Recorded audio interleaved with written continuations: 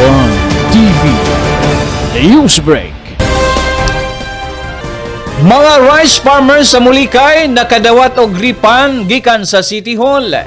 Nakadawat na sa ilang ripan o mga naggasto sa preparasyon sa pagpatanom sa mga basakan ang mga registered rice farmers sa Barangay Mulikay.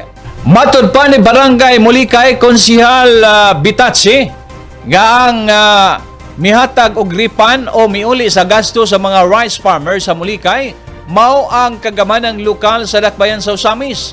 Ang ripan nga madawat sa mga rice farmer depende kini sa gidakon sa mga basakan nga ilang gitikad. Tungod kay rice planting season pa man karong panahona, ang mga rice farmer giulian sa ilang gasto sa pagpadaro gamit ang ekipo gikan sa syudad o baka mano-mano kung way available nga kaymanan o uban pa nga gipangbayran sama sa pagpanglimpyo aron mas presentable kining tamnan.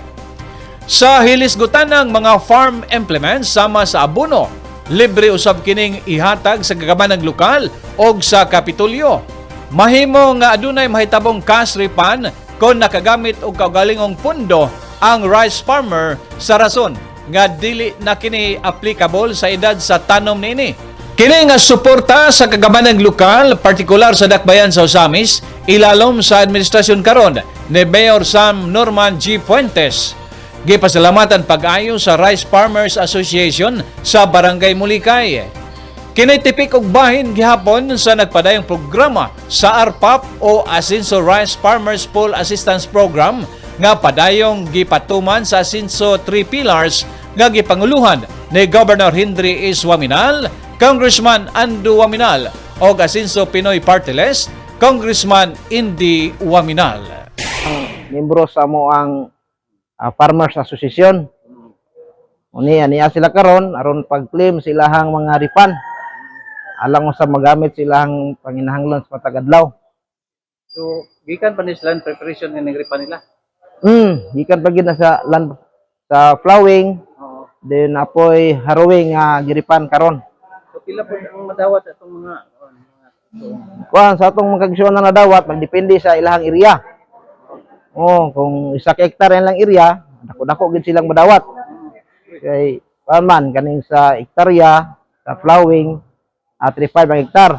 Ang sa harrowing, 55 ang hektar. So, kana makuha na nila dungan. Makuha gid nila karon. Kung naa sila sa ilahang nasa listing sa moang asosasyon. Kwarta intak na gikan sa atuang pinalanggang LGU. So, itong pasalamatan na to Ay, ako ding pasalamat no sa Team Asinso nga aniya nagpadayon ang amuang ripan sa amuang Mulikay Farmers Association. Daghang salamat uban sa amuang Barangay Captain Rosali Kalahat nga aniya sab siya karon sa pagduyog sa amuang ripan. One TV News Break.